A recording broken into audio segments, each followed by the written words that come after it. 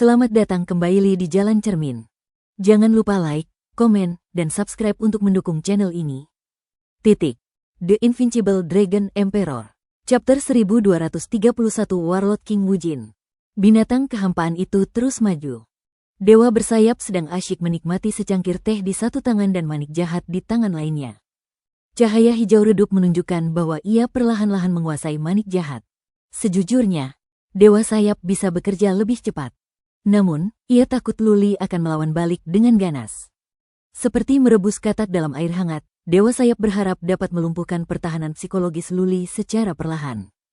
Yang paling dikhawatirkannya adalah Luli mungkin akan menghancurkan harta karun tersembunyi di dalamnya, terutama buku-buku berharga yang dikumpulkan Tian Lingxi. Saat Luli melarutkan lapisan kelima segel, dia bisa merasakan bahwa dia perlahan-lahan kehilangan kendali atas Wigbeat. Jika Dewa sayap berhasil menguasai manik jahat, melarutkan segel kelimanya hanya akan semakin memudahkan Dewa sayap. Namun, apalagi yang bisa ia lakukan?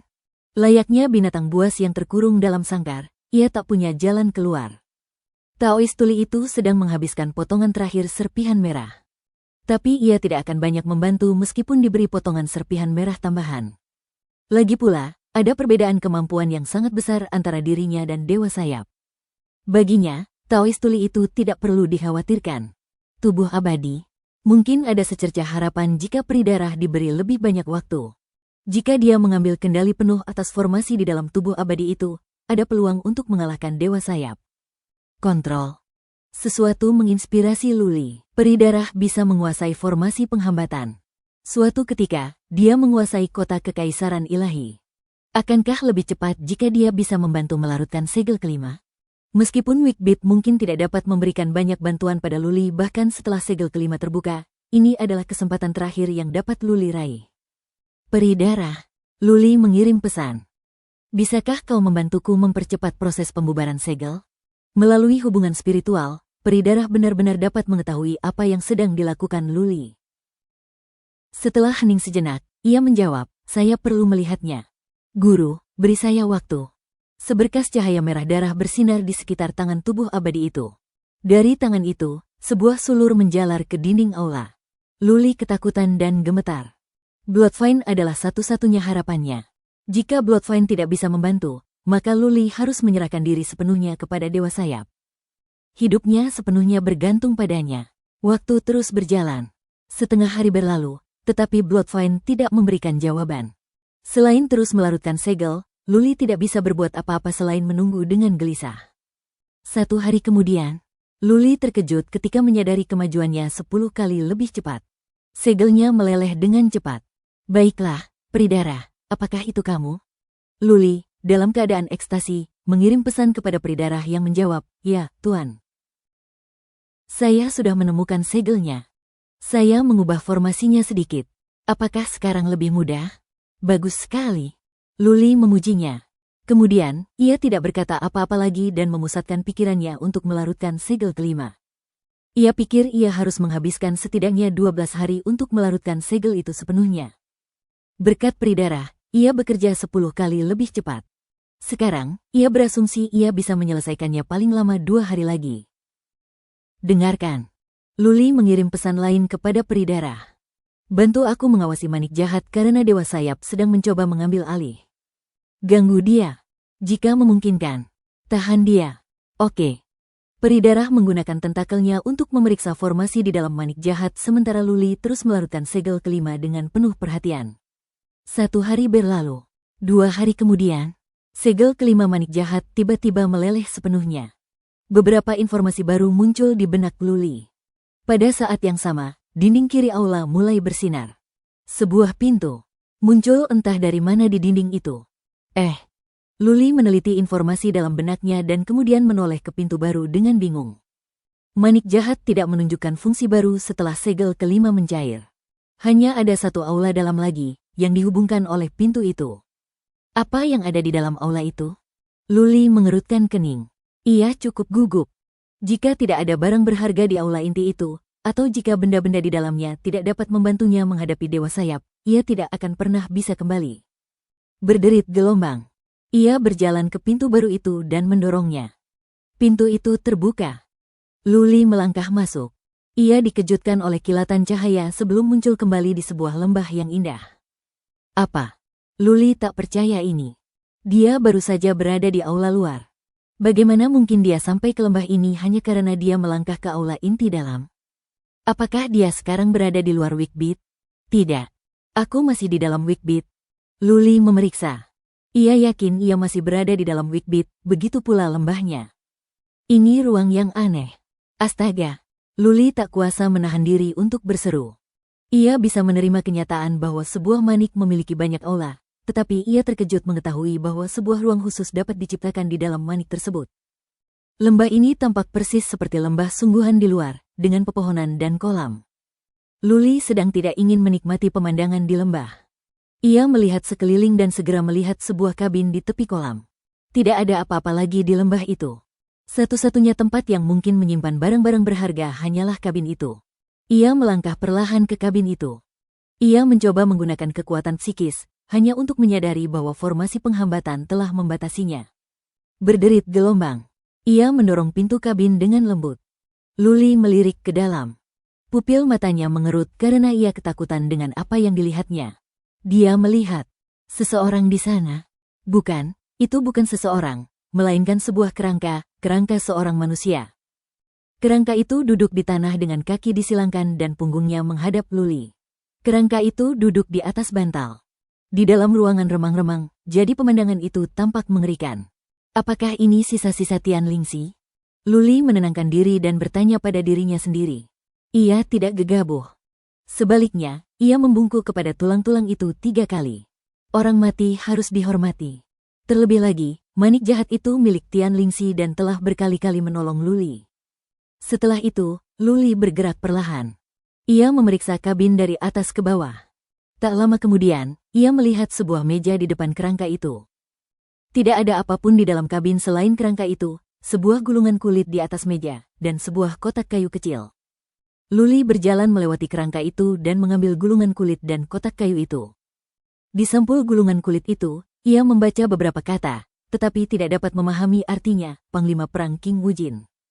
Panglima Perang King Wujin. Luli mengerjap. Ia membuka gulungan itu dan melihat kata-kata di dalamnya. Matanya terbelalak lebar saat ia menatap kerangka itu lagi dengan tak percaya. Pada gulungan kulit itu tertulis bahwa ini bukanlah kerangka biasa, juga bukan sisa-sisa Tian Lingxi, melainkan senjata ampuh yang ditempa Tian Lingxi dengan biaya yang sangat besar. Tian Lingxi memberi kerangka itu nama yang mengesankan, Panglima Perang King Wujin. Chapter 1232 Weapon Unsedet. Kerangka ini Panglima Perang? Senjata. Luli mengerjap bingung. Melihat kerangka yang tidak memiliki sesuatu yang istimewa, Luli merasa Tian Lingxi sedang menghina kecerdasannya. Luli akan lebih mudah memahami jika kerangka ini seperti tubuh abadi dengan formasi dan kekuatan yang kuat. Ini hanyalah kerangka. Sepertinya tidak ada rune atau formasi yang tertanam di tulang-tulangnya. Luli yakin ia bisa menghancurkan kerangka itu hingga berkeping-keping dengan mudah. Setidaknya, katakanlah tulangnya keras, lalu kenapa? Apa yang bisa dilakukan kerangka? Tidak ada formasi untuk memasok tenaga. Apakah Luli seharusnya menghancurkan musuh-musuhnya sampai mati dengan tulang? Luli membaca gulungan kulit itu kata demi kata lagi. Setelah membacanya 3 kali, ia masih tidak percaya. Menurut Tian Lingxi, kerangka ini memiliki kekuatan tempur yang luar biasa. Namun, untuk mengaktifkannya, dibutuhkan kristal darah. Setiap kristal darah hanya dapat mengaktifkan kerangka tersebut untuk melancarkan 1 putaran serangan. Oleh karena itu, kerangka tersebut tidak dapat digunakan kecuali benar-benar diperlukan. Mengenai kekuatan sebenarnya dari kerangka itu, Luli tidak mengetahuinya karena tidak tercantum pada gulungan kulit. Luli berpikir sejenak, lalu membuka kotak kayu itu. Ada 6 keping kristal merah di dalamnya. Ia mengambil 1 dan bergumam, apakah ini kristal darah? Jadilah begitu. Luli sudah kehabisan akal. Ia harus mencoba segala cara. Ia mengulurkan 1 tangan dan meraih tangan kerangka itu, lalu perlahan-lahan menuangkan energi ilahi ke dalamnya. Tertulis di gulungan kulit bahwa untuk menggunakan kerangka itu, seseorang harus mengendalikannya. Kerangka itu tidak menunjukkan reaksi apapun meskipun Luli telah mencurahkan energi ilahi untuk sementara waktu. Luli duduk di seberang kerangka itu, merasa dirinya linglung. Sekali lagi, ia bertanya-tanya apakah ini lelucon Tian Lingxi. Yah, ada sesuatu yang terjadi. 1 jam kemudian, Luli tiba-tiba menyadari bahwa beberapa tulang pada kerangka itu mulai memancarkan cahaya redup. Akhirnya, kerangka itu mulai memancarkan cahaya redup dan menunjukkan kekuatannya, layaknya sebuah senjata. Terus berlanjut, Luli sangat gembira. Ia mulai mengalirkan lebih banyak energi ilahi. Warna pada tulang-tulang itu semakin cerah. Luli semakin bersemangat. Tian Lingxi tidak berbohong. Kerangka ini mungkin benar-benar senjata yang hebat. Seiring berjalannya waktu, tulang-tulang itu bersinar semakin terang. Namun, belum ada hubungan spiritual yang terjalin. Luli tidak kehilangan kesabaran.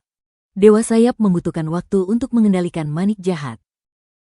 Luli masih punya waktu. 1 hari, 2 hari, 3 hari. Luli kesal. Setiap potongan tulang bersinar seolah-olah semuanya adalah senjata tajam. Namun, tidak ada hubungan spiritual yang menghubungkan kerangka itu, dan tampaknya, Luli tidak bisa mengendalikan kerangka itu. Sudah 6 hari berlalu, dan Dewa Sayap juga bekerja selama 6 hari. Sejauh yang Luli tahu, Dewa Sayap sudah setengah jalan dalam mengendalikan manik jahat. Hubungan spiritual antara manik jahat dan Luli semakin melemah. Mungkin, dalam 1 atau 2 hari, manik jahat akan menjadi Dewa Sayap. Begitu Dewa Sayap menguasai manik jahat, ia tak akan khawatir lagi. Luli akan jatuh ke tangannya. Ia bisa melakukan apapun untuk menghukum Luli. Tubuh abadi dan Taoist Tuli tak akan mampu menghentikan Dewa Sayap. Selama 6 hari, Dewa Sayap tidak mengatakan apapun kepadanya, juga tidak bertanya tentang gerakan sang pembunuh. Ia sama sekali tidak terburu-buru. Jelas, ia ingin mengendalikan manik jahat agar ia bisa mengendalikan Luli untuk menginterogasinya atau mencari jiwanya. Tidak ada jalan keluar lain. Luli merasa seperti sedang tergantung di tebing, harus memanjat atau jatuh dan hancur berkeping-keping. Kini, kerangka itu adalah satu-satunya harapan Luli. Jika ia tidak bisa mengendalikan kerangka itu, atau ternyata kerangka itu tidak berguna untuk mengalahkan atau mengakhiri Dewa Sayap, maka Luli akan mati dengan cara yang paling kejam. Luli menjernihkan pikirannya. Ia bahkan berhenti mengamati manik jahat. Seluruh pikirannya tertuju pada kerangka itu, dan ia mengerahkan bertonton energi ilahi dari tubuhnya dan menuangkannya ke dalam kerangka itu. Waktu berlalu dengan cepat. 2 hari kemudian, di dalam Beast of the Void, Dewa Bersayap akhirnya meletakkan cangkir tehnya. Pipinya yang sangat indah merona merah. Ia hampir bisa mengendalikan manik jahat itu. Ia percaya suatu hari nanti, manik itu akan sepenuhnya menjadi miliknya. Ia telah merencanakannya sejak lama dan telah membayar harga yang sangat mahal. Di ambang kesuksesan, bahkan dengan tingkat kecanggihannya, ia tak bisa tetap tenang. Saat ia memikirkan harta karun peninggalan Tian Lingxi, material berharga, dan puluhan ribu buku tentang formasi penghambatan serta artefak, pipinya semakin memerah. Ia tak kuasa menahan senyum. Ia gemetar karena kegembiraan, layaknya seorang wanita kesepian yang akhirnya akan bermesraan dengan pria impiannya. Oke. Setengah hari kemudian, Dewa Sayap dapat mendeteksi hubungan spiritual yang samar dengan manik jahat. Ia gemetar dan segera menggunakan kekuatan psikisnya untuk mengamati bagian dalam manik jahat. Dengan baik, akal sehatnya terselubung, tetapi ia bisa merasakan ada beberapa aula di dalam Wikbit. Ia bisa melihat buku-buku yang tak terhitung jumlahnya tentang formasi penghambatan dan materi-materinya. Ia bahkan melihat Taoist Tuli dan si putih kecil. Di mana Luli? Ia mengerutkan kening karena tidak menemukan Luli di aula manapun. Akhirnya, ia bisa melihat ke aula utama. Luli sedang duduk di depan sebuah kerangka, meraih tangan kerangka itu dan mengalirkan energi ilahi. Kerangka. Setelah mendapat informasi sebanyak Dewa Sayap, ia menyadari sesuatu yang tidak biasa pada kerangka itu setelah beberapa saat. Setiap potongan tulang pada kerangka itu tampak seperti senjata. Dari luar, tampak tidak ada formasi penghambatan. Malahan, di dalam setiap tulang, tampak ada rune yang berkilauan. Kerangka itu tampaknya tidak kuat. Namun, cahaya dari setiap tulang tampak seperti senjata tajam yang perlahan-lahan menunjukkan kekuatannya. Luli. Dewa Sayap langsung berteriak. Berhenti sekarang atau kesepakatan kita sebelumnya akan batal. Saat aku mengambil alih Wikbit sepenuhnya, aku akan menghancurkanmu dalam sekejap. Luli merasakan kekuatan psikis Dewa Sayap. Ia tahu manik jahat akan menjadi miliknya. Namun, ia mengabaikan kata-kata Dewa Sayap dan terus menuangkan energi ilahi ke dalam kerangka itu. Karena saat itu, ia merasakan ada ikatan spiritual samar dengan kerangka itu. Ia akan berhasil. Peri darah, berusahalah sekuat tenaga untuk menghentikan Dewa Sayap mengendalikan manik jahat. Luli memerintahkan peri darah, lalu memasuki alam transenden. Ia mengalihkan pikirannya dari hal lain. Ia telah menaruh semua telurnya dalam satu keranjang. Kerangka itu membawa semua harapannya. Luli, berhenti, sekarang. Dewa Sayap berteriak. Suaranya terdengar di kabin. Ia pun mempercepat pekerjaannya dalam menuangkan energi ilahi. Dia tidak tahu apa gunanya kerangka itu. Secara naluriah, dia punya firasat buruk seolah-olah keadaan mulai tak terkendali. Berdengung. 2 jam kemudian, kerangka itu tiba-tiba mulai bersinar dalam cahaya gelap. Sesuatu yang mengerikan tentang kerangka itu menyebar dan Luli, yang duduk di depan kerangka itu dengan kaki bersilang, hampir jatuh ke tanah karena benturan yang mengejutkan itu. Luli langsung membuka matanya. Ia mengamati kerangka itu dan merasakan kekuatannya. Tiba-tiba, ia merasa ini bukan lagi kerangka, melainkan senjata tajam. Sebelumnya, karena terbungkus sarung, ketajamannya tersembunyi. Sekarang, senjatanya telah terhunus. Chapter 1233 Retreat in David. Waktunya bergerak. Setelah mendapatkan koneksi spiritual dengan kerangka itu, Luli tidak lagi khawatir. Bagaimanapun, ia harus mencoba. Ini adalah upaya terakhir yang putus asa. Jika ternyata kerangka itu tidak dapat membunuh atau mengalahkan Dewa Sayap, maka Luli siap untuk menyerah pada takdir. Luli mengeluarkan sepotong kristal darah dari kotak kayu dan melemparkannya ke mulut kerangka itu. Kerangka itu membuka mulutnya dan melahap kristal darah tersebut. Setelah itu, tulang-tulang kerangka itu mulai bersinar lagi, hanya saja kali ini, cahayanya berwarna merah darah. Magis gelombang. Luli memperhatikan beberapa garis merah muncul pada tulang-tulang kerangka itu, mengubah warna hitam tulang menjadi merah tua dan sebening kristal. Luli dapat melihat banyak rune berkilauan di dalam tulang-tulang itu. Setiap potongan tulang tampak mengandung kekuatan yang kuat. Ayo keluar, serang. Sepotong kristal darah hanya bisa membuat kerangka itu melakukan satu tindakan. Luli tidak berani berlama-lama. Bagaimana jika energi di dalam kristal darah habis? Karena masih ada ikatan spiritual yang lemah antara dirinya dan manik jahat, Luli tanpa ragu mengirimkan kerangka itu. Ia sendiri juga keluar dan muncul di aula tempat Dewa Sayap berada. Berdengung gelombang. Hampir di saat yang sama, Luli juga mengirimkan tubuh Taois tuli dan abadi itu. Karena ia akan bertindak, ia harus mengerahkan seluruh kemampuannya. Jika ia tidak bisa mengalahkan Dewa Sayap kali ini, maka ia sendirilah yang akan menghadapi kematian. Mencari kematian? Saat Luli muncul, Dewa Sayap tersadar. Ia mengulurkan tangannya yang indah ke kepala Luli. Tangan ini, meskipun indah, sangat mengerikan. Bahkan manik jahat pun tak bisa lepas dari tangan ini. Menyerang. Luli berteriak pada tubuh abadi itu, dan Taois tuli serta kerangka itu segera keluar. Ia mengeluarkan senjata relik, siap melancarkan jurus pembunuh. Swish gelombang. Namun, yang mengejutkannya, sebelum ia sempat bertindak, kerangka itu telah menerjang. Kerangka itu mengulurkan tangan ke arah tangan Dewa Sayap. Kerangka itu begitu cepat sehingga baik Luli maupun Dewa Sayap tidak dapat bereaksi tepat waktu. Benar sekali. Bahkan Dewa Sayap pun lambat bereaksi. Ia hanya melihat kilatan cahaya sebelum tangan cantiknya dicengkeram oleh tangan kerangka. Detik berikutnya, jiwa Dewa Sayap mulai bergetar. Ia menjerit kesakitan. Matanya dipenuhi keheranan dan ketakutan. Tangannya, yang dicengkeram oleh tangan kerangka itu, hancur berkeping-keping seperti tahu. Retak, retak, retak. Luli dan Taois tuli tercengang melihat apa yang mereka lihat. Kerangka itu melesat keluar dan mengulurkan tangannya ke arah tangan Dewa Sayap. Kerangka itu tidak menggunakan jurus khusus, tetapi tangan Dewa Sayap yang cantik telah berubah menjadi kabut darah. Tangan kerangka itu tak henti-hentinya. Lengan Dewa Sayap hancur berkeping-keping tepat di depan Luli dan Taois tuli. Tangan kerangka itu masih bergerak. Tak lama kemudian, ia mencoba meraih bahu kiri Dewa Sayap. Berlari. Sebagai seorang pejuang berpengalaman, salah satu yang terkuat dalam daftar, Dewa Sayap menamparkan udara dengan tangannya yang lain sambil bergerak mundur dengan cepat. Api hijau berkobar di sekelilingnya. Ia melesat dengan kecepatan yang luar biasa. Ia menghancurkan dinding Beast of the Void dan melesat keluar. Suara mendesing. Saat ia melarikan diri dari binatang kehampaan, Dewa Sayap tak menghentikan langkahnya.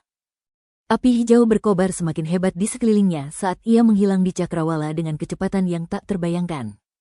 Ia meninggalkan beberapa kata kebencian dan kedengkian. Luli, aku bersumpah akan menghabisimu.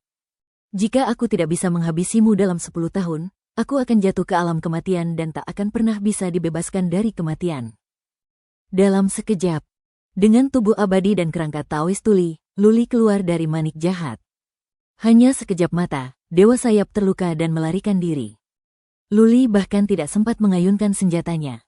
Taoist tuli dan tubuh abadi itu juga tidak sempat menyerang. Aula itu sunyi senyap. Luli dan Taoist tuli itu benar-benar terkejut. Setelah serangan ini, kerangka itu berhenti bergerak. Tidak ada lagi cahaya di sekitar tulang-tulangnya. Tubuh abadi itu pun tak bergerak. Jadi, suasana di aula itu sangat sunyi, kecuali suara angin yang bertiup dari lubang di dinding yang dibuat oleh Dewa Sayap. Tanah berlumuran darah dan daging cincang. Darah masih menetes dari tangan kerangka itu. Darah itu milik Dewa Sayap yang telah kehilangan seluruh lengannya dalam satu pukulan. Rasanya seolah-olah kerangka itu baru saja meremukkan mentimun. Kalau Dewa Sayap tertunda satu tarikan napas saja, dia akan kehilangan tubuhnya, bukan lengannya. Seberapa kuatkah Dewa Sayap? Luli tidak tahu. Namun, ia telah melihat sendiri armor lembut di lengannya. Tak perlu dikatakan lagi, armor lembut itu adalah relik. Dengan kata lain, kerangka itu dapat merobek armor relik dengan mudah. Desis, mendesis gelombang. Menyadari hal ini, Luli menatap tubuh abadi itu dengan lebih ngeri. Awalnya, ia merasa konyol Tian Lingxi menyebut kerangka itu Panglima Perang King Wujin. Kini ia menyadari bahwa itu sama sekali tidak lucu. Kerangka ini jelas seorang panglima perang yang tak terkalahkan. Luli yakin jika dia memberi makan kerangka itu dengan 2 kristal darah, Dewa Sayap tidak akan bisa melarikan diri. Kerangka itu bisa membunuh makhluk abadi dalam daftar? Apakah kerangka itu setara dengan seorang pejuang perkasa? Menggerutu. Luli berdeham.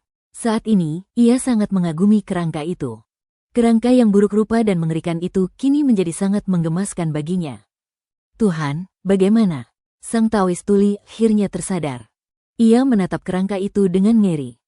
Kecepatan kerangka itu dan tangannya yang melumpuhkan Dewa Sayap telah membuat sang Taoist tuli ketakutan, yang tak dapat membayangkan kekuatan sebenarnya dari kerangka itu.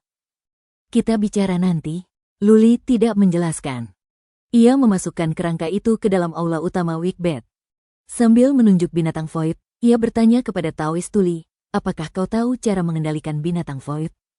Kita harus segera pergi. Ketika dewa bersayap kembali, kita akan berada dalam masalah. Saya bisa mencoba. Taoist tuli itu tahu betapa seriusnya situasi ini. Ia mencari-cari di aula dalam dan berkata, binatang-binatang void biasanya dimurnikan dengan cara tertentu. Seharusnya ada inti kendali. Siapapun bisa mengendalikan binatang itu dengan inti itu. Temukan. Luli menuangkan energi ilahi ke dalam manik jahat yang hampir hilang dari Dewa Sayap. Luli harus menghapus semua jejak spiritual yang ditinggalkan Dewa Sayap agar ia bisa mengendalikan manik jahat kembali. Ketemu. Sesaat kemudian, Taoist tuli menemukan sebuah bola kristal. Setelah mempelajarinya lebih lanjut, Taoist tuli berkata dengan penuh semangat, Tuan, kendalikan kristal ini dan engkau dapat mengendalikan binatang kehampaan. Lakukan sekarang. Luli melambaikan tangannya. Setelah itu, terbangkan binatang kehampaan ke timur laut. Dewa Sayap tidak akan menyerah. Dia akan segera kembali, dan ketika dia kembali, dia tidak akan sendirian. Sayang sekali. Luli memeriksa kedua aula dengan bahan dan kristal yang berbeda tetapi gagal menemukan kristal darah. Totalnya, ia memiliki 6 kristal darah, dan ia sudah menggunakan 1. Jika ia memiliki ratusan, ia tidak akan takut bahkan jika Dewa Sayap datang dengan beberapa makhluk abadi dalam daftar. Meskipun begitu, ia masih memiliki 5 bagian, yang berarti ia bisa menggunakan kerangka itu 5 kali. Jika digunakan dengan benar, untuk sementara waktu, ia bisa tetap hidup. Chapter 1234 A Dozen Years. Penerjemah, Henya E Translations Editor, Henya E Translations. Panglima Perang King Wujin membantu Luli melewati krisis yang fatal. Akhirnya, sejak Luli datang ke Dewa, depresinya berkurang. Dewa Sayap tidak akan menyerah. Namun, setidaknya, Luli punya cara untuk melindungi dirinya sendiri. Kerangka kuat ini bisa mengejutkan Luli dan Taoist tuli. Lagi pula, baju zirah relik itu kuat dan tubuh abadi tidak bisa menghancurkannya. Namun, kerangka itu bisa merobeknya dengan mudah. Sayangnya, kristal darah tidak cukup. Namun, jika Luli berhasil lolos dari bahaya dan memasuki kota, ia bisa menjual material di Wikbit dan membeli kristal darah. Dewa itu menampung triliunan makhluk abadi, dan hanya 1 juta yang ada dalam daftar. Mungkin, ada beberapa prajurit kuat yang tidak ada dalam daftar. Namun, mereka yang ada dalam daftar pasti sangat kuat. Panglima perang kerangka King Wujin jauh lebih kuat daripada prajurit lain dalam daftar. Saat kerangka itu menyerang, Dewa Sayap lambat bereaksi. Oleh karena itu, kerangka itu merupakan kartu truf di tangan Luli. Saat ini, itulah pengaruh terkuat yang dimilikinya. Beast of the Void umum di kalangan dewa. Mereka adalah jenis makhluk istimewa. Setelah bertransformasi, mereka hanya bisa dianggap sebagai organisme setengah hidup. Siapapun bisa mengendalikan mereka dengan inti. Taoist Tuli mengambil alih pusat kendali dalam waktu kurang dari 1 jam. Kemudian, ia terbang menjauh dari binatang kekosongan dengan cepat. Lubang yang diciptakan oleh Dewa Sayap telah pulih secara otomatis. Sesuai rencana Luli, ia memilih untuk pergi ke timur laut menuju prefektur Doa Oriental. Dewa Sayap tidak cocok di sana. Hanya dengan meninggalkan wilayah rumah Vicisitude, Luli dapat menemukan cara untuk mendapatkan kewarganegaraan, agar dapat datang dan pergi di kota. Peri darah, teruslah mempelajari tubuh abadi. Luli melambaikan tangannya. Saat ini, ia bisa mengandalkan kerangka itu. Namun, dalam jangka panjang, tubuh abadi itu akan tetap menjadi senjata terhebatnya. Setelah peri darah menguasai tubuh abadi itu sepenuhnya, kemampuannya akan meningkat pesat dan mungkin setara dengan Panglima Perang King Wujin. Binatang kekosongan itu terbang lurus. Taoist Tuli itu tidak melanjutkan mengonsumsi serpihan merah. Sebaliknya, ia mempelajari binatang kekosongan itu. Binatang itu memiliki banyak fungsi. Taoist Tuli itu harus tahu cara mengaktifkan dan menonaktifkan formasi penghambatan. Binatang Void itu cepat. Luli memberitahu Taoist Tuli itu untuk mengubah arah setelah beberapa saat. Dengan begitu, Dewa Sayap akan membutuhkan waktu lebih lama untuk mengejar mereka.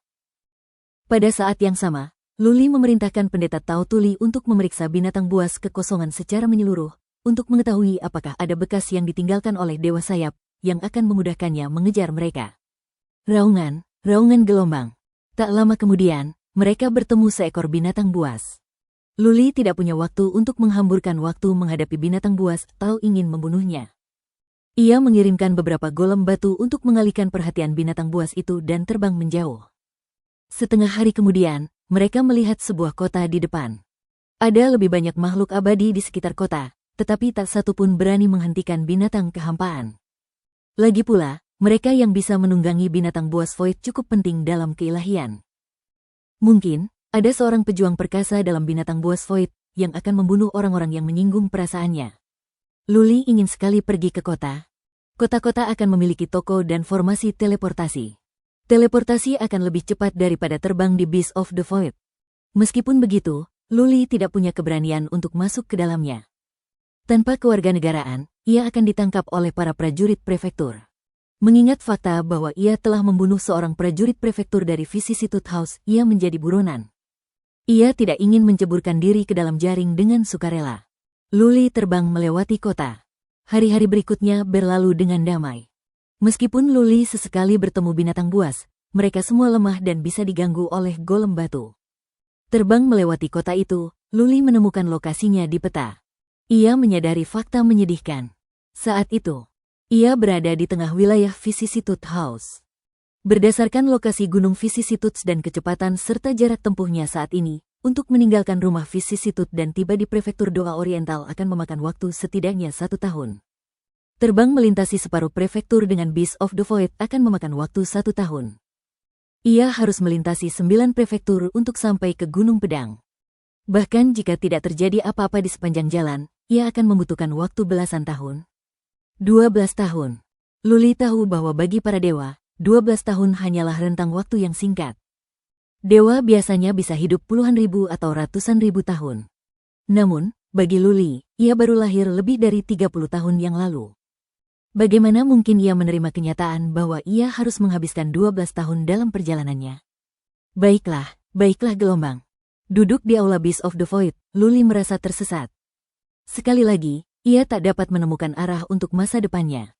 Sesuai rencana awalnya, ia harus menjauhi kejaran Dewa Sayap, Dewa Barbar, dan Yan Tiangang terlebih dahulu. Kemudian, ia akan tiba di Gunung Pedang sesegera mungkin untuk menemui Kaisar Langit Terbalik agar ia bisa berkultivasi di sana. Ia akan meminta bantuan Kaisar Langit Terbalik untuk mencari Luling. Setelah mencapai tahap tertentu, ia akan mengikuti petunjuk untuk menemukan Luling. Setelah itu selesai, dia akan menemukan cara untuk kembali ke alam semesta terbalik surga atau menemukan cara untuk membawa Jiang Qiling, Bai Xiaoshuang, dan Bai Qiuxue ke alam dewa. Itu akan sempurna. Namun kenyataan tidak akan pernah seideal itu. Keilahian ternyata lebih luas dari yang dibayangkannya. Mencapai kemajuan setelah menjadi abadi itu sulit. Bahaya mengintai di mana-mana dalam keilahian. Kekuatan yang mengejar dan masalahnya mengganggunya, menekannya bagai gunung raksasa. Namun, ia tak bisa berhenti. Ia harus terus maju selangkah demi selangkah melawan tekanan. Ia percaya setiap awan pasti ada hikmahnya. Jika tidak, ia akan jatuh ke jurang terdalam dan hancur berkeping-keping. Tidak apa-apa, aku akan terus membaca. Luli menyelinap kembali ke dalam Wikbit. Ia memutuskan untuk membaca beberapa buku tentang formasi penghambatan untuk menenangkan diri agar tidak terlalu gelisah. Bagaimanapun, ada satu hal yang harus dia lakukan, yaitu meninggalkan Vicissitude House. Dia tidak akan pernah aman di sana. Ia memilih untuk mengabaikan segala hal di luar dan membiarkan Taoist Tuli dan tubuh abadi itu menangani situasi tersebut. Ia menjaga si putih kecil bersamanya dan sesekali memberinya sedikit sumber ilahi. Si putih kecil tampaknya sudah sedikit pulih. Namun, napasnya masih lemah. Si putih kecil tidak perlu diberi sumber ilahi setiap beberapa hari. 2 sumber ilahi setiap setengah bulan sudah cukup untuk menjaga si putih kecil tetap hidup. Luli mendengar suara peri darah setelah membaca selama 1,5 hari. Tuan, ada sesuatu yang terjadi. Ada sekelompok besar makhluk abadi di gunung di depan. Kita harus menyingkirkan binatang kekosongan. Masukkan kami ke dalam manik jahat dan ambil jalan memutar dengan tenang. Luli melesat keluar. Ia menggunakan kekuatan psikisnya untuk memeriksa. Memang, ada banyak makhluk abadi di gunung di kejauhan. Singkirkan binatang buas kehampaan. Luli menyuruh Taoist Tuli itu melakukan hal itu dan kemudian dia membiarkan tubuh Taoist Tuli dan abadi itu masuk ke dalam manik jahat sementara dia menyelinap ke bawah dengan tenang. Taoist Tuli itu adalah makhluk dari wilayah malapetaka, dan penampilan tubuh abadi itu terlalu aneh. Dengan begitu banyak makhluk abadi yang berjalan di depan, mereka bisa saja bertemu Luli. Karena itu, Luli harus mengambil risiko dan bergegas pergi sendirian. Melakukan sebaliknya hanya akan mengundang perhatian yang tidak diinginkan. Bagus. Mereka bukan prajurit prefektur. Luli mengamati sejenak.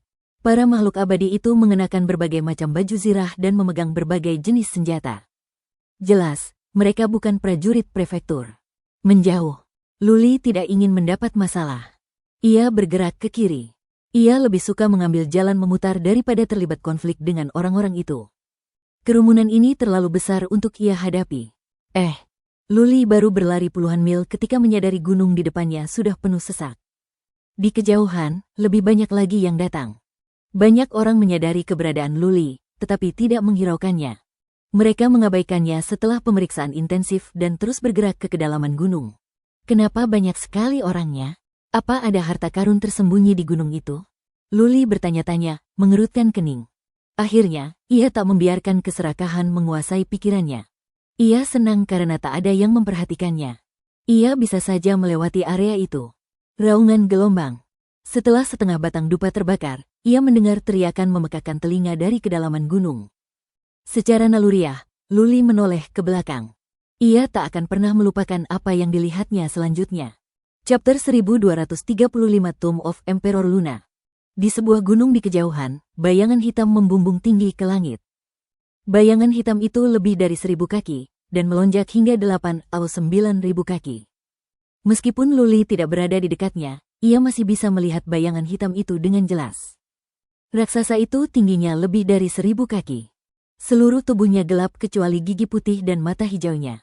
Setiap bagian tubuhnya ditutupi sisik hitam. Tangan dan kaki makhluk ini dirantai dengan besi merah. Meskipun makhluk itu bisa melompat, ia hanya bisa mencapai 8 hingga 9.000 kaki. Makhluk itu memiliki 4 tanduk dan tanduk di kepalanya, sesuatu yang tidak ditemukan pada manusia biasa. Segala sesuatu tentang makhluk ini menunjukkan roh jahat. Meskipun Luli berada puluhan mil jauhnya, ia masih gemetar ketakutan karena roh jahat yang kuat itu.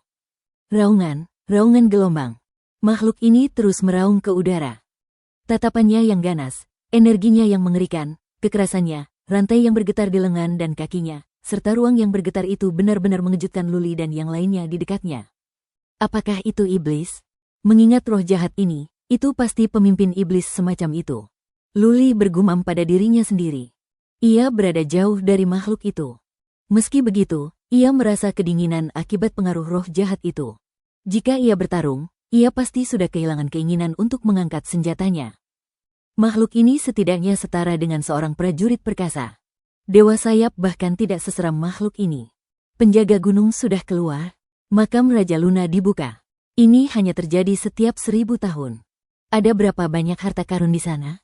Berapa banyak? Apa kau berani masuk? Katakan. Kau berani. Berapa banyak orang yang bisa? Bisakah kau bertahan dari roh jahat penjaga gunung dan masuk? Jangan coba-coba. Kita sudah berusia lebih dari 100 tahun. Kita tidak berhak masuk. Bukankah kita di sini hanya untuk bersenang-senang? 8 dari 72 sekte telah datang dan semuanya adalah murid terbaik. Mereka akan membunuh siapapun yang masuk.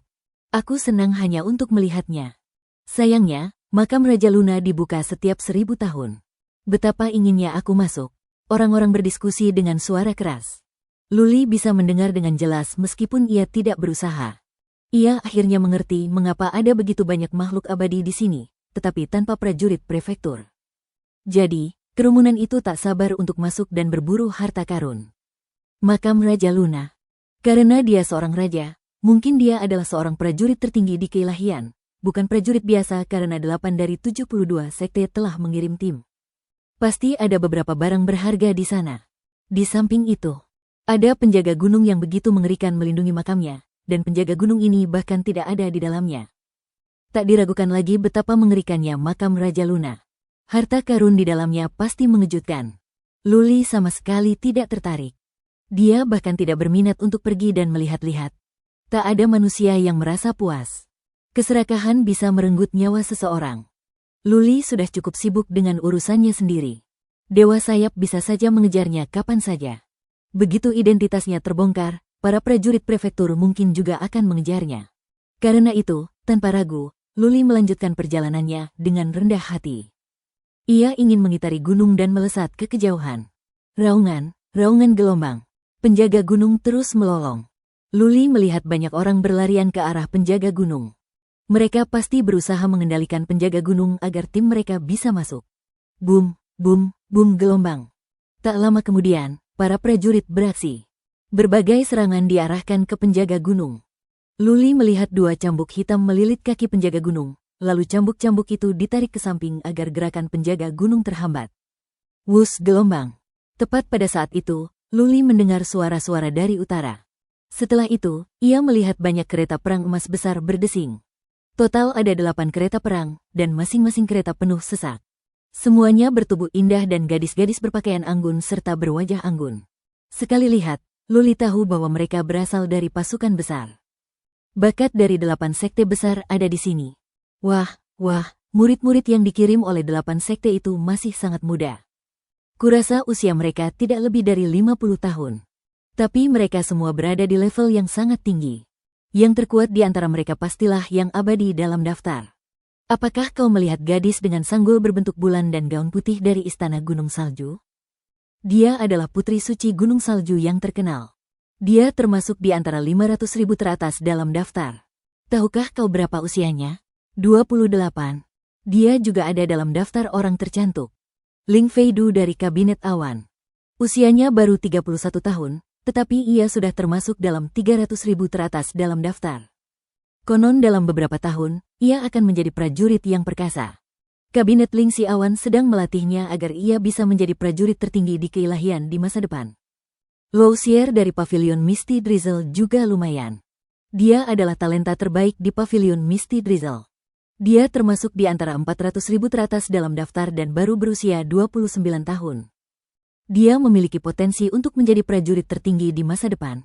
Sambil menyelinap ke depan, Luli mendengarkan obrolan orang-orang yang lewat. Dengan demikian, ia memperoleh banyak informasi dan intelijen. 8 kereta emas itu melaju kencang. Dalam sekejap mata, mereka telah mencapai penjaga gunung. Luli bahkan tidak sempat melihatnya dengan jelas. 8 kereta itu membawa banyak orang tampan. Totalnya pasti lebih dari 400 orang. Luli tidak akan mengenali mereka meskipun ia bisa melihatnya dengan jelas. Orang-orang itu benar-benar berbakat karena mereka bisa menjadi abadi dalam daftar di usia 20-an. Ketika Luli seusia itu, dia belum mencapai alam semi-dewa. Pindah gelombang. Luli tak berani berhenti. Ia melangkah maju menyusuri jalan setapak gunung dengan hati-hati. Ia tidak kuat, dan hanya mengenakan jubah cian biasa. Tak ada yang istimewa darinya.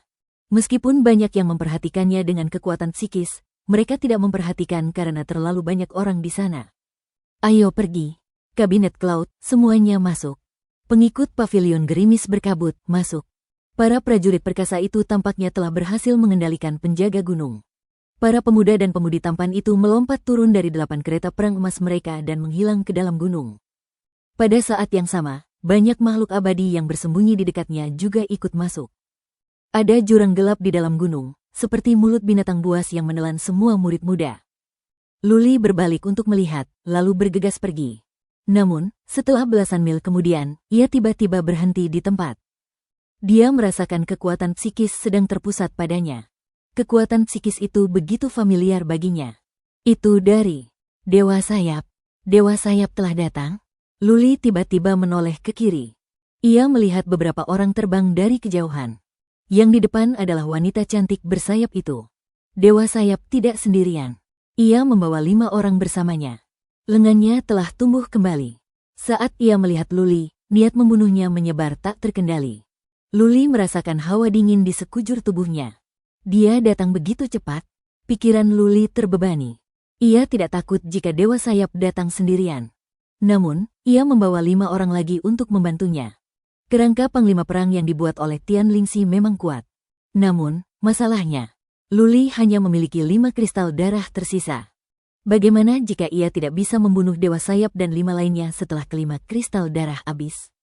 Yang lebih penting, ada begitu banyak prajurit kuat di sini. Begitu Luli menggunakan kerangka panglima perang dan tubuh abadi, banyak orang akan menyadarinya. Jika dia menjadi sasaran sekelompok prajurit kuat, Luli bisa mati 10 kali. Makam Raja Luna. Luli berpikir cepat. Dalam sekejap, ia telah mengambil keputusan. Hanya prajurit yang berusia di bawah 100 tahun yang boleh memasuki makam Raja Luna. Dewa Sayap telah berada di dalam keilahian terlalu lama untuk memiliki hak masuk. Oleh karena itu, selama Luli bisa masuk ke makam Raja Luna, masih ada peluang baginya untuk bertahan hidup. Bergerak. Setelah membulatkan tekadnya, Luli mendesak ke arah penjaga gunung bagaikan singa yang gila. Chapter 1236 Futil. Luli tidak jauh dari pintu masuk makam Raja Luna, hanya puluhan mil jauhnya. Meskipun dibandingkan dengan Dewa Sayap, Luli jauh lebih lambat. Namun, mustahil bagi Dewa Sayap untuk menyeberang puluhan mil dalam sekejap untuk menangkap Luli. Raungan gelombang. Semakin banyak orang berhamburan ke jurang di bawah penjaga gunung dari segala arah. Beberapa orang memperhatikan tindakan Luli, tetapi tak seorang pun memperhatikannya. Orang-orang tak akan peduli selama seseorang bisa memasuki makam Raja Luna. Bahkan di dalamnya, seseorang mungkin tak akan bisa bertarung memperebutkan harta karun melawan para murid 8 sekte atau kembali hidup-hidup. Sepanjang sejarah, 8 atau 9 dari 10 orang mungkin akan mati di dalam situs bersejarah semacam itu. Luli, mengingat kekuatannya, ingin bertarung demi harta karun juga. Bagi banyak prajurit yang lebih kuat, Luli praktis bunuh diri. Dewa Sayap dan kelima orang yang mengejar Luli memang menarik perhatian. Meskipun begitu, ia hanyalah seorang abadi dalam daftar dengan 5 prajurit prefektur. Yang lain sebenarnya tidak keberatan. Mereka bisa saja membunuh Dewa Sayap jika ia berniat jahat. Luli, lebih dari 90% akan kehilangan nyawa mereka di makam Raja Luna, mengingat apa yang telah terjadi dalam sejarah. Kau tidak akan selamat di sana. Melihat Luli hampir mencapai jurang, Dewa Sayap mulai kehilangan kesabaran. Ia mengirim pesan kepada Luli, jangan lakukan petualangan bunuh diri ini. Aku bersumpah untuk tidak membunuhmu. Aku tidak menginginkan jurus pembunuh atau manik jahat. Kau hanya perlu memberiku salinan buku-buku di dalam manik jahat. Oke. Dewa Sayap hanya berjarak 30 mil dari Luli. Sebenarnya, dia bisa menyerang Luli sekarang. Namun, dia tidak ingin membuat marah banyak prajurit kuat dengan mengambil tindakan gegabah. Dia mungkin juga akan terbunuh. Dia harus menerima pilihan kedua dan bernegosiasi dengan Luli. Ia tidak bisa masuk ke makam Raja Luna. Jika Luli mati di sana, manik jahat itu harus ditinggalkan di makam itu selamanya. Semua usahanya sebelumnya dan rencana yang telah ia susun selama ini akan sia-sia. Haha. Luli menoleh ke arah Dewa Sayap dan menyeringai sinis. Ia tidak menjawab. Ia menggertakkan giginya sambil terus maju melawan roh jahat yang ganas itu. Ia kembali melesat dan melesat maju seperti binatang buas. 1,5 mil, 1 mil, 1/3 mil. Penjaga gunung raksasa itu melayang di udara, meraung, menggeliat, dan meronta. Cahaya dingin terpantul dari sisik-sisik hitam seukuran manusia. Dari tubuh yang menjulang tinggi itu terpancar energi agung dan dahsyat yang membuat orang-orang gemetar ketakutan. Mata hijau penjaga gunung itu seakan mampu menyedot jiwa manusia. Ayo! Luli meraung dan mulai menggunakan jurus darah terbakar untuk memperkuat tubuhnya. Energi ilahi dimobilisasi di dalam tubuhnya. Ia mengangkat kakinya yang berat dan melompat ke jurang. Tidak. Melihat Luli jatuh ke jurang, Dewa Sayap kehilangan kilau di matanya. Ia hampir menghabiskan seluruh tabungannya dan memberikan sumber ilahi serta hartanya sebagai hadiah kepada orang lain hanya untuk mendapatkan manik jahat, tetapi akhirnya ia tidak mendapatkan apa-apa. Matanya dipenuhi amarah dan kebencian. Ia hampir tak bisa mengendalikan diri dan melompat ke jurang. Namun, akal sehatnya yang terakhir menghentikannya. Makam Raja Luna terkenal di kalangan Dewa Selatan. Mereka yang berusia lebih dari 100 tahun tidak akan pernah bisa masuk. Siapapun yang mencoba memaksa masuk bisa langsung dibunuh oleh formasi penghambatan. Tidak. Dewa Sayap yakin Luli pasti akan kehilangan nyawanya di makam Raja Luna. Ia akan kehilangan manik jahat selamanya. Ia dipenuhi penyesalan. Seharusnya ia meminta Li Qiang dan yang lainnya untuk segera membunuh Luli di lembah pergantian. Itu akan mengamankan manik jahat. Sudahlah. Aku tidak ditakdirkan untuk memiliki relik ini. Aku tidak beruntung. Dewa Sayap berdiri di sana sejenak, benar-benar bingung. Ia melambaikan tangannya kepada kelima orang itu dan terbang bersama mereka. Para prajurit lain di sini semuanya berasal dari 8 sekte, sementara ia berasal dari kantor penciptaan. Kedua pihak bisa berkonflik jika ia tinggal terlalu lama dan ia bisa kehilangan nyawanya. Apa gelombang? Saat melompat ke jurang, Luli merasa tersedot ke dalam pusaran. Langit dan bumi berputar. Pikirannya kacau dan kepalanya terasa berat. Ia hanya tahu tubuhnya berputar, tetapi tak lama lagi ini akan berlangsung. Ledakan. Luli kehilangan kesadaran akan waktu. Mungkin sudah waktunya untuk membakar beberapa batang dupa, atau sehari, tetapi akhirnya ia merasa mendarat di tanah. Tubuhnya terguling tak terkendali. Ia merangkak dan mulai muntah. Ia menggelengkan kepala. Kesadarannya kembali. Ia segera menggunakan kekuatan psikis untuk memeriksa keadaan sekitar. Dengan baik. Setelah memeriksa sejenak, ia terkejut. Ia berada di dalam aula kuno yang luas. Ia menggunakan istilah luas untuk menggambarkan aula itu karena ia tidak dapat melihat batas-batas aula di 3 sisinya. Ia tidak tahu seberapa besar aula itu. Ada banyak orang di aula. Sekali pandang, Luli yakin pasti ada 3 hingga 4.000 orang di sini. Setidaknya 500 orang berasal dari 8 sekte. Orang-orang dari 8 sekte itu tentu saja berkelompok. Mereka berdiskusi dengan suara pelan, dan tak seorang pun memperhatikan para dewa yang datang sendirian. Para dewa sesekali melirik, tetapi tatapan mereka dipenuhi kesombongan, penghinaan, dan bahkan rasa kasihan. Luli bangkit dan pergi ke sudut untuk duduk. Seseorang seperti dirinya, duduk diam. Tak seorang pun berbicara, apalagi menyinggung orang-orang dari 8 sekte. Untungnya, orang-orang dari 8 sekte tidak berniat membunuh orang lain. Mungkin, bagi para pengikut 8 sekte, para pejuang yang tidak penting itu hanya sedang dalam misi bunuh diri untuk datang ke sini. Suzuki pernah bercerita kepada Luli tentang 72 sekte. Ia menyebutkan bahwa selain 4 kekuatan legendaris, yang terkuat adalah 72 sekte. Luli mendengar bahwa para pemimpin 72 sekte tersebut adalah pendekar super perkasa atau pendekar tertinggi di alam dewa. Karena tidak ada yang bergerak, Luli pun takut bergerak. Ia duduk di sudut, mendengarkan, dan mengumpulkan informasi yang berguna. Orang-orang dari 8 sekte berkumpul, berbisik satu sama lain. Luli harus mendengarkan sebentar untuk menyadari sesuatu yang berharga. Mereka belum sepenuhnya berada di dalam makam Raja Luna. Mereka harus menunggu beberapa saat sebelum gerbang yang sebenarnya terbuka. Nantinya, akan ada 10 gerbang yang muncul di aula. Mereka bisa memilih gerbang mana saja. Adapun seberapa berisikonya di balik setiap gerbang, itu tergantung pada keberuntungan masing-masing orang. Makam Raja Luna menyimpan harta karun yang tak terhitung jumlahnya. Konon, Raja Luna pernah menjadi orang terkuat ketiga dalam daftar tersebut dan merupakan pemimpin sebuah kekuatan super. Namun, kekuatan yang ia pimpin hancur dalam semalam dan Raja Luna pun menghilang. 10.000 tahun kemudian, Raja Luna muncul kembali. Ia membasmi sebuah sekte super sendirian. Namun, ia sendiri terluka parah dan sekarat. Ia menyembunyikan semua harta yang diperolehnya dari sektenya sendiri dan sekte yang ia musnahkan di dalam makam agar orang-orang yang ditakdirkan dapat datang dan menemukannya.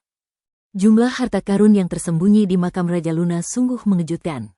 Bahaya di dalamnya juga sama mengejutkannya. Makam Raja Luna dibuka setiap 1000 tahun.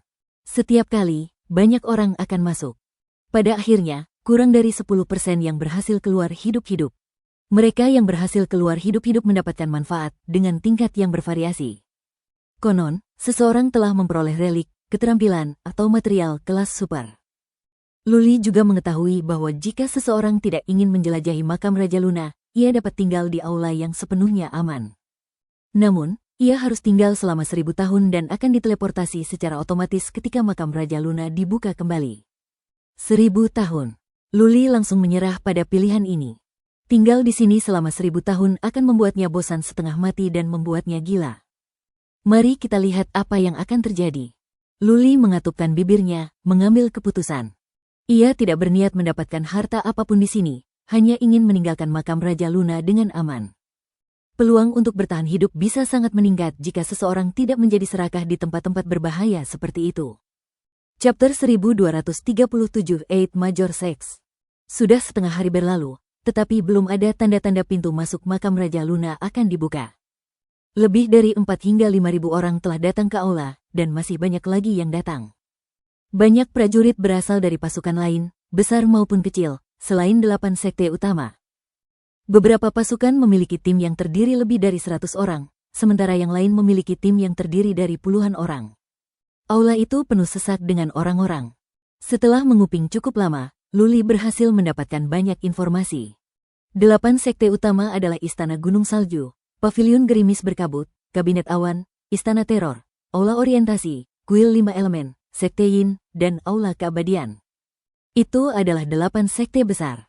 Beruntung sekali, Luli sedang menyaksikan berkumpulnya generasi muda berbakat dari Dewa Selatan. Ia bingung apakah ini keberuntungan atau kesialan. Ke-8 sekte tersebut telah mengirimkan para pemuda paling berbakat di generasi muda mereka. Para pemuda memiliki penampilan yang mengesankan, sementara para gadis memiliki penampilan yang menginspirasi. Mereka bagaikan malaikat dan peri dalam dongeng. Mereka yang berasal dari 8 sekte besar bersikap arogan. Mereka jarang berdiskusi dengan orang di luar lingkaran mereka. Beberapa orang akan datang dan mencoba berbasa-basi. Luli melihat bahwa mereka yang berasal dari 8 sekte hanya akan menanggapi dengan acuh tak acuh. Paling banter, mereka akan mengucapkan beberapa patah kata sopan yang sama sekali tidak sopan. Sebaliknya, di dalam lingkaran, murid-murid dari 8 sekte besar bersikap ramah satu sama lain. Murid-murid dari 7 sekte lainnya akan menyapa dan mengobrol dengan murid-murid dari Istana Gunung Salju karena mereka semua sangat memukau. Hampir semua tuan muda terbaik dari sekte-sekte besar telah mengirimkan salam mereka kepada Putri Suci dari Istana Gunung Salju. Luli diam-diam memandangi Putri Suci. Ia sungguh cantik mempesona. Ia hampir sempurna, tetapi karena ia agak jauh dari orang-orang. Ia adalah tipe wanita yang akan membuat pria ingin mendekat, sekaligus membuat jantungnya berdebar kencang dan keringatnya bercucuran karena tegang. Luli tidak tertarik mengejar wanita cantik. Luli telah menutup hatinya. Kematiannya hanya akan datang lebih cepat jika ia terobsesi dengan kenikmatan duniawi di tempat berbahaya yang disebut keilahian. Juga, bagi para murid sekte-sekte besar itu, Luli bagaikan kunang-kunang yang terbang ke bulan.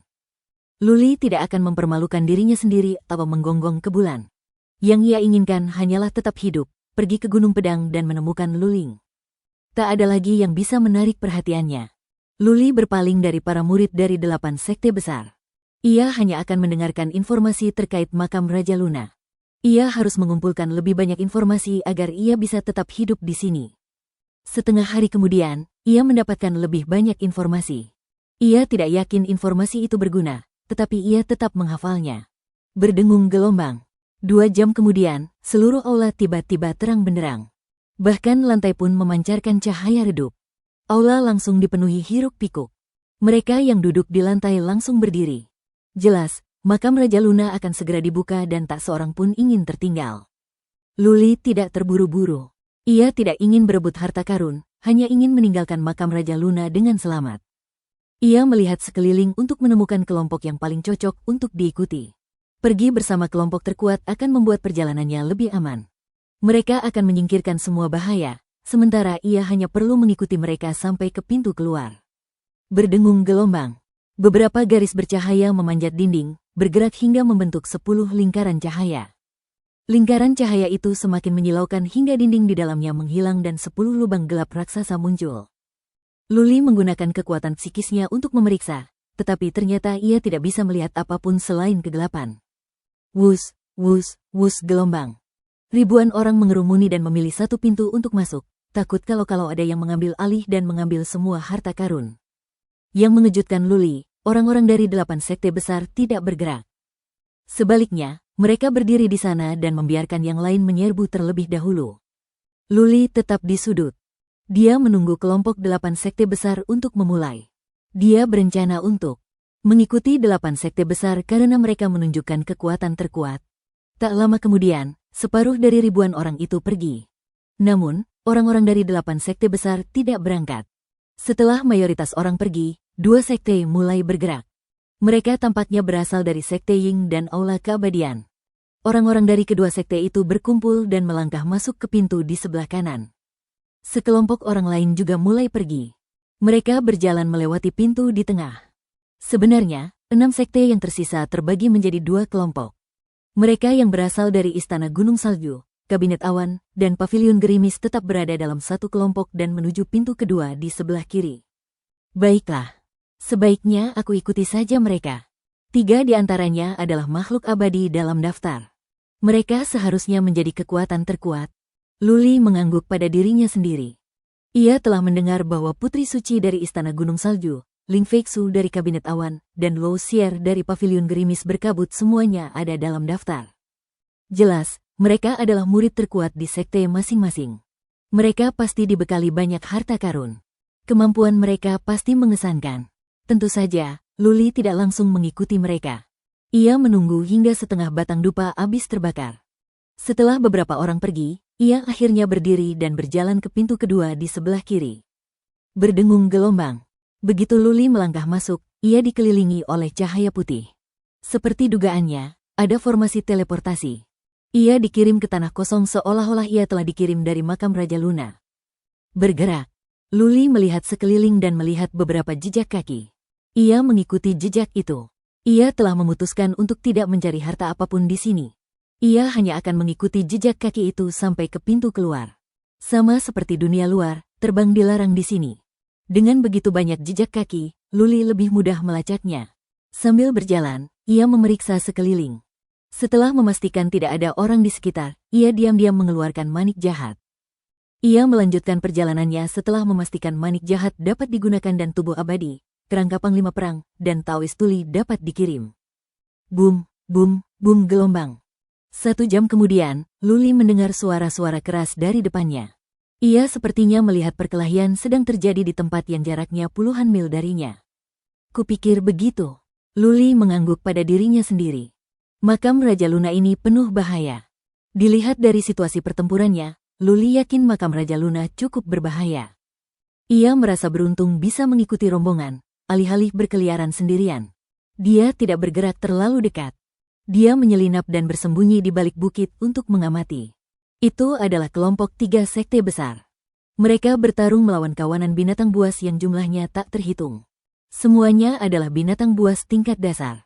Total murid dari ketiga sekte tersebut mencapai lebih dari 100. Mereka seharusnya mampu mengalahkan sekitar 20 binatang buas. Karena Luli tidak bisa mendekat, ia tidak bisa melihat dengan jelas saat mengamati dari kejauhan.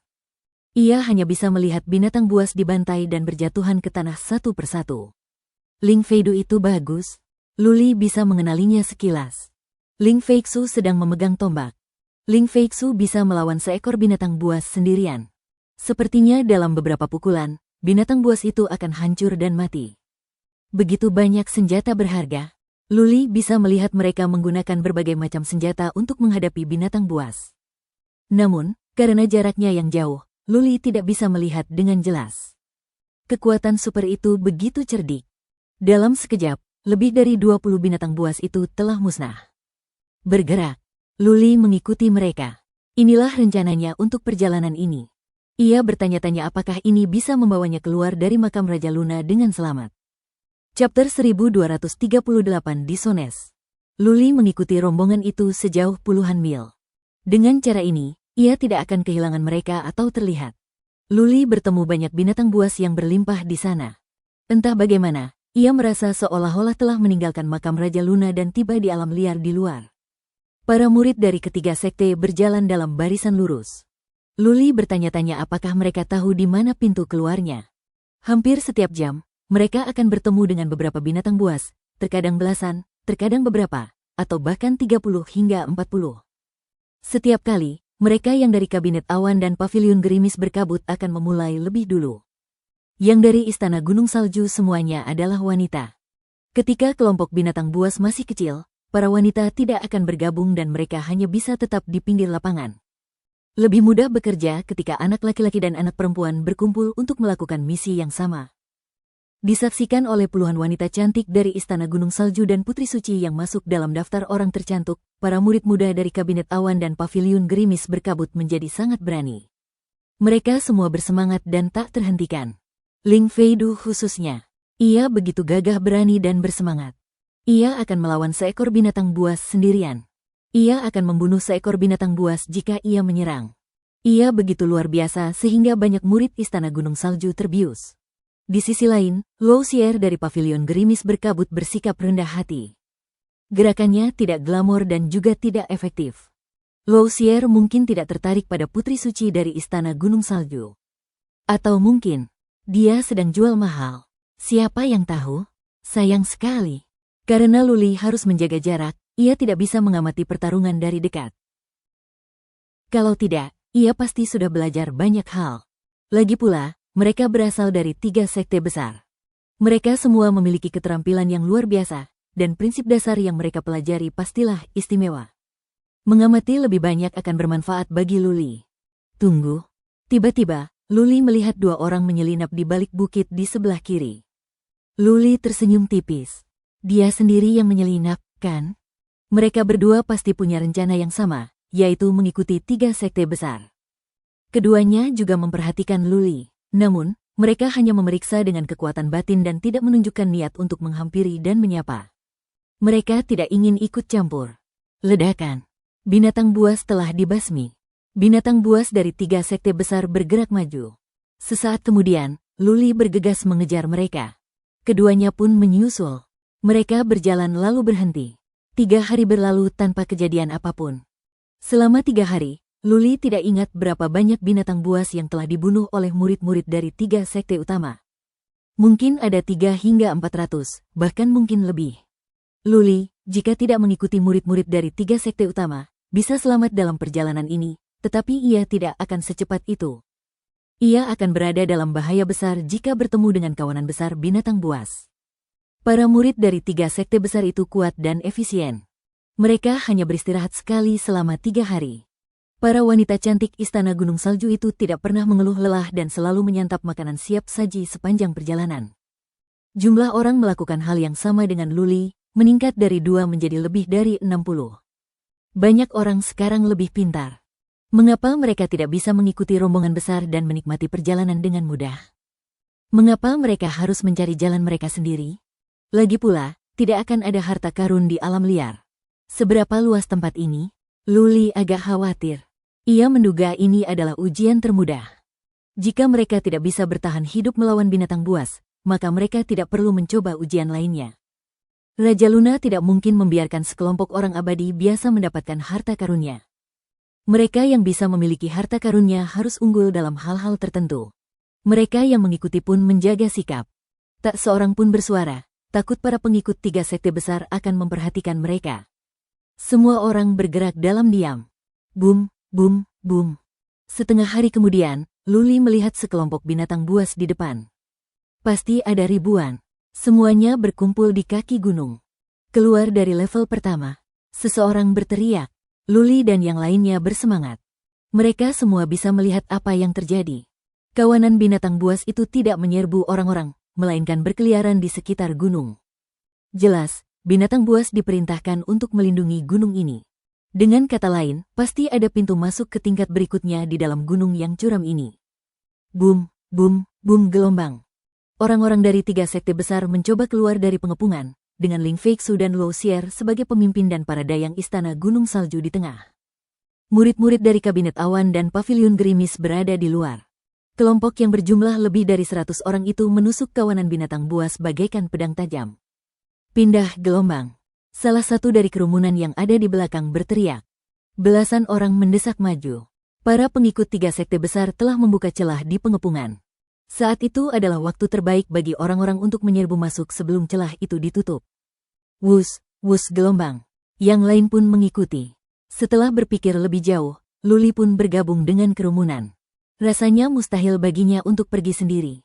Karena banyak orang bergegas maju, ia bisa memanfaatkan usaha kelompok itu. Murid-murid dari 3 sekte besar itu berani dan kuat. Mereka telah mendaki gunung.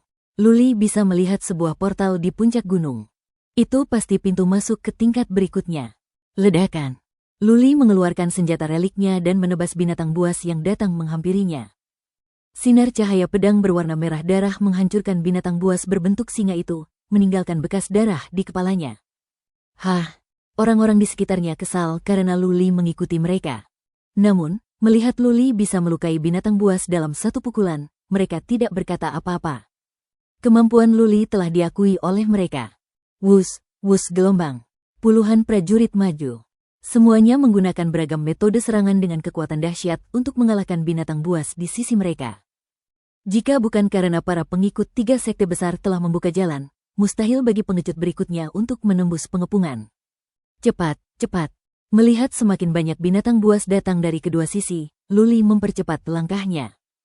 Ia mengayunkan pedangnya berulang kali, melepaskan sinar pedang berwarna merah darah dengan susah payah untuk memukul mundur para binatang buas. Untungnya, orang-orang yang bersama Luli cukup cakap. Mereka menggunakan berbagai keahlian dan berhasil menghentikan binatang buas yang mendekat. Kerumunan itu menerobos kawanan binatang buas dengan kecepatan tinggi dan berlari mendaki gunung. Meskipun demikian, beberapa orang kurang beruntung dan terluka oleh binatang buas. Kemudian, mereka menjadi mangsa binatang buas. Tak perlu dikatakan lagi, mereka akan berakhir di perut binatang buas. Fiuh, fiuh. Ayo.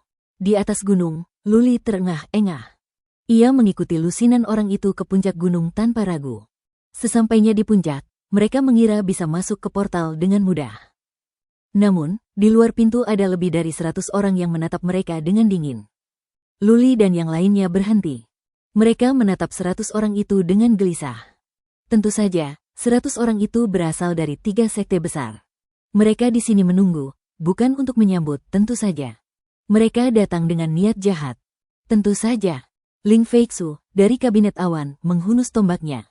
Menunjuk Luli dan yang lainnya, ia berkata dengan dingin, kami telah bekerja keras untuk membuka jalan dan kalian menikmati hasilnya di belakang kami.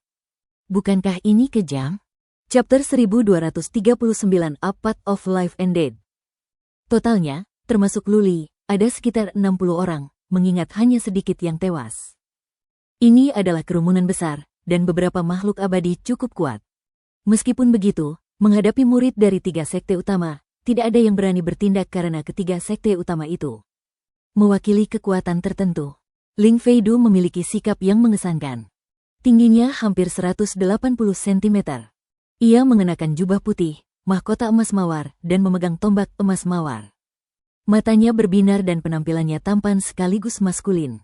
Ia mengarahkan tombaknya ke arah kerumunan. Tak seorang pun berani bersuara. Entah bagaimana, hal itu membuatnya semakin mengesankan. Luli melihat banyak wanita di istana gunung salju terpikat oleh Ling Feidu. Namun, Putri Suci tetap memasang wajah datar. Ia tetap tenang seperti biasa.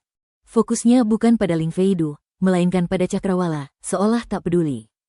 Luli kemudian mengamati Luo Xier, pemimpin tim dari pavilion gerimis berkabut. Ia sedang merapikan kukunya dengan pedang dengan santai. Ia bahkan tampak sinis. Setelah mengamati lebih lanjut, Luli menyadari bahwa orang-orang dengan niat jahat yang paling jelas berasal dari kabinet awan. Tampaknya Ling Feidu, meskipun tampak luar biasa, berpikiran sempit. Di tengah kerumunan, mereka saling berpandangan. Akhirnya, seorang pemuda berambut biru melangkah maju dan berkata, "Tuan Muda Ling, kami memang tidak jujur. Kami telah mengambil keuntungan dari tindakan Anda. Ini namanya menumpang gratis. Tuan Muda Ling, kami mohon maaf.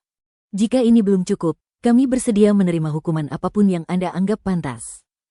Pemuda berambut biru itu memilih kata-katanya dengan cerdik dan bersikap rendah hati.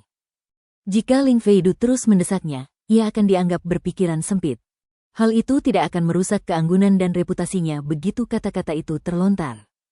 Lagi pula, ada begitu banyak wanita cantik di sini, termasuk seorang wanita suci dari Istana Gunung Salju. Bagaimana mungkin Ling Feidu bisa marah? Ya, dia benar. Kami diuntungkan oleh tindakan Tuan Muda Ling, Tuan Muda Lou, dan Putri Suci. Terima kasih banyak. Tolong, jadilah orang yang lebih dewasa. Yang lain ikut campur dengan rendah hati. Mereka yang bisa menjadi abadi itu cerdas. Mereka tahu kapan harus mengakui kelemahan. Kalau tidak, orang-orang dari 3 sekte besar akan bertindak untuk menghancurkan mereka dan mereka akan dikepung oleh binatang buas. Ling Feidu menyeringai. Entah apakah dia masih marah atau tidak. Namun, ia menyimpan pedangnya dan tidak berkata apa-apa lagi. Murid lain dari kabinet awan di sebelah Ling Feidu berkata, "Diam. Apa kau benar-benar berpikir beberapa kata manis bisa membantumu lolos? Apa kau membodohi kami? Kami telah berjuang keras, tetapi kau menikmati hasilnya di belakang kami. Apa ada makan siang gratis di dunia ini?" Putri Suci dari Istana Gunung Salju mengerutkan kening tetapi tidak berkata apa-apa. Lou Xier terus memotong kukunya dengan pedang. Sementara Ling Feidu tidak berbicara, tampaknya ia diam-diam telah memberikan izin kepada timnya untuk membuat masalah. Pemuda berambut biru itu merasa malu. Ia menggenggam tangannya. "Lalu apa yang Anda butuhkan, Tuan? Tolong beritahu kami." "Sederhana sekali, sebenarnya." Murid dari kabinet awan mencibir. "Kalian bisa turun gunung dan naik sendiri. Atau, kalian bisa masuk ke portal sebelum kami dan membantu kami menjelajahi jalan. Kali ini, kalian akan berusaha sementara kami beristirahat. Kita impas." Turun dan naik kembali. Mereka saling berpandangan tanpa berkata-kata. Seseorang mungkin punya keyakinan untuk menerobos kawanan binatang buas dan kembali naik. Namun, dikejar-kejar akan sangat memalukan. Akhirnya, mereka berhasil mendaki gunung. Tentu saja, banyak yang tidak akan merasa nyaman melakukannya lagi. Tentu saja gelombang. Pemuda berambut biru itu bijaksana. Ia mengatupkan bibirnya. "Adil rasanya kalau kita membalas budi setelah kau merintis jalan." "Aku setuju." Pemuda berambut biru itu membuat banyak murid dari 3 murid utama terkesan. Bahkan Putri Suci dari Istana Gunung Salju pun meliriknya. Lou Xier mendongak dan bertanya, "Siapa namamu?" Pemuda berambut biru itu menggenggam tangannya. "Tuan Muda Xier, saya Lin Yu dari keluarga Lin di Prefektur Doa Oriental. Saya sedang mengagumi paviliun gerimis." Dengan baik, Lou Xier mengangguk dan kembali memotong kuku. Murid-murid kabinet awan melirik ke arah kerumunan dan berkata, "Mereka yang ingin menjelajahi jalan, silakan masuk ke portal. Yang tidak, silakan pergi dari gunung." Lin Yu, pemuda berambut biru, menggenggam tangannya. Bersama lebih dari selusin orang, ia menuju portal. Luli juga bergabung setelah berpikir sejenak. Mengingat kemampuan Luli, hanya dengan melepaskan tubuh abadi, kerangka panglima perang, dan Taoist tuli, bisakah dia menerobos kawanan binatang buas? Mereka harus terus maju dan merintis jalan. Meskipun begitu, orang-orang dari 3 sekte besar tetap berada di belakang mereka. Ketika mereka harus mundur karena kalah, kecil kemungkinan orang-orang dari 3 sekte besar akan menyerah dan membiarkan yang lain mati. Puluhan orang yang tersisa saling berpandangan. Akhirnya, mereka memutuskan untuk pergi dan menjelajahi jalan tersebut. Alasan utamanya adalah ketenaran 3 sekte besar. Tak seorang pun ingin menyinggung ketiga sekte besar tersebut. Luli mengikuti Lin Yu dan yang lainnya ke portal. Orang-orang dari 3 sekte besar minggir. Lin Yu adalah yang pertama masuk ke portal, diikuti oleh yang lainnya. Berdengung gelombang. Armor relik muncul di luar tubuh Luli. Ia juga mengeluarkan senjata relik dan melangkah masuk ke portal. Setelah kilatan cahaya putih, ia melirik dan tiba-tiba, pupil matanya mengerut. Dia dihadapkan pada sebuah koridor lurus yang tidak terlihat ujungnya. Lebih dari 40 hingga 50 orang bisa berjalan berdampingan di koridor. Ada banyak lempengan batu persegi di lantai. Lempengan-lempengan itu tampak tidak berbahaya, tetapi Lin Yu dan yang lainnya benar-benar terkejut. Ada begitu banyak kerangka di koridor. Sejauh mata memandang, setidaknya ada ratusan kerangka, baju besi dan senjata relik yang hancur. Bahkan armor relik pun hancur. Tak seorang pun berani bergerak sembarangan. Ada yang terengah-engah. Pantas saja orang-orang dari 3 sekte besar ingin mereka menjelajahi jalan itu. Ternyata, tempat itu sangat berbahaya. Berdengung, berdengung, berdengung gelombang. Semakin banyak orang berdatangan satu demi satu. Lebih dari 60 orang telah datang, namun tak satu pun bertindak. Kemudian, Ling Feidu dan yang lainnya juga masuk, berdiri di belakang kerumunan ini. Totalnya, ada lebih dari 200 orang. Tentu saja, tempat itu menjadi ramai. Lin Yu, Lu Li, dan yang lainnya terpaksa bergerak maju sedikit. Semua orang ekstra hati-hati. Jantung mereka berdebar kencang. Mereka menggunakan kekuatan psikis untuk memeriksa sekeliling guna mengidentifikasi potensi bahaya. Tak diragukan lagi, pasti ada formasi penghambatan di koridor itu, dan pasti sangat mengerikan. Koridor ini pasti seperti neraka karena bahkan armor relik pun bisa terkoyak. Mereka bergerak maju lebih dari 200 kaki agar yang lain bisa masuk. Setelah semua orang masuk, tak seorang pun bergerak maju sejengkal pun karena 100 kaki di depan, ada kerangka-kerangka. Ini adalah jalan hidup dan mati. Luo Xier berkata dengan sungguh-sungguh, setiap lempengan merupakan pemicu potensial bagi formasi penghambatan yang kekuatannya bervariasi. Yang lebih kuat dapat membunuh sebagian besar dari kita sekaligus. Kita hanya bisa bergerak maju, bukan mundur di jalur ini. Setiap kali formasi penghambatan dipicu, polanya akan berubah. Jalur aman yang ditemukan dalam sejarah sama sekali tidak berguna. Satu-satunya cara untuk melewati level ini dengan aman adalah dengan mengandalkan keberuntungan. Teman-teman, semoga beruntung. Swish, swish, swish gelombang. Kecuali Putri Suci, Ling Feidu, dan Luo Xier, yang lainnya terkejut. Lin Yu dan Lu Li langsung pucat pasi karena ketakutan. Chapter 1240 Fundamental Principle of Life. Lu Li pernah menjelajahi banyak situs bersejarah untuk mencari harta karun, seperti makam Raja Naga atau tanah terlarang Dewa Tua di alam semesta surga terbalik dan 9 alam semesta. Saat itu, ia hampir kehilangan nyawanya di makam Raja Naga. Di tanah terlarang Dewa Tua, terdapat 2 situs yang menyimpan harta karun, tetapi keduanya juga berisiko. Dibandingkan dengan makam Raja Luna, Lu Li menganggap makam Raja Naga dan tanah terlarang Dewa Tua hanyalah permainan anak-anak.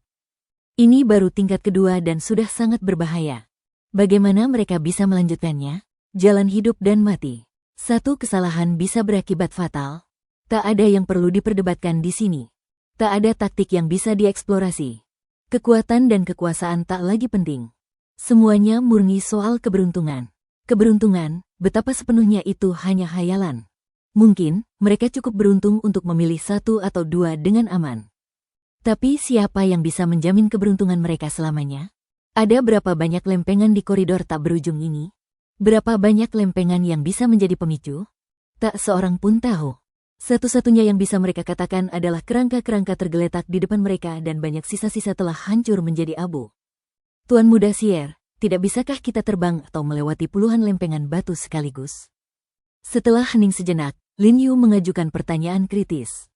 Jika mereka bisa terbang atau memanjat dengan bersandar di dinding, atau bahkan melewati beberapa lempengan batu sekaligus, mereka akan jauh lebih aman.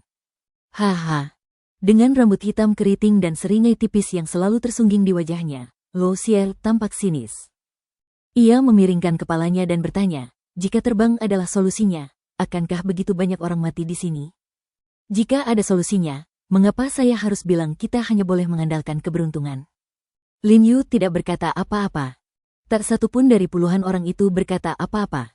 Mereka pun tidak bergerak. Mereka hanya menatap koridor dengan tegang dan memikirkan banyak pilihan di kepala mereka. Hari ini gelombang. Seseorang mengeluarkan sebuah benda bulat dan melemparkannya ke depan. Bola besi itu menggelinding ke depan sepanjang jalan setapak dalam garis lurus. Banyak orang merasa mata mereka berbinar. Benar, mereka bisa menggunakan artefak untuk mencoba melihat di mana letak pemicunya. Pancaran di mata mereka meredup. Bola besi itu telah menggelinding sejauh 2 mil. Tetapi tidak terjadi apa-apa. Koridor itu tidak menunjukkan reaksi apapun. Pasti ada lebih dari 1000 lempengan. Bola besi itu bergerak lurus. Mustahil tidak satu pun dari 1000 lempengan itu yang terpicu. Ini bukti bahwa menggunakan bola besi untuk menguji tidaklah berguna. Jangan buang waktu untuk ini. Ling Feidu berkata, tidak ada yang bisa membantumu mencobanya. Kau bahkan tidak bisa menggunakan beberapa binatang hidup. Formasi penghambatan di sini hanya mendeteksi manusia. Tidak ada yang lain yang bisa memicu formasi penghambatan. Murid dari kabinet awan di sebelah Luli berkata dengan tidak sabar, lanjutkan saja. Bantu kami melewati level ini dan kau bisa mengikuti kami untuk level-level selanjutnya. Kami akan menangkis semua serangan. Kau pegang janji kami.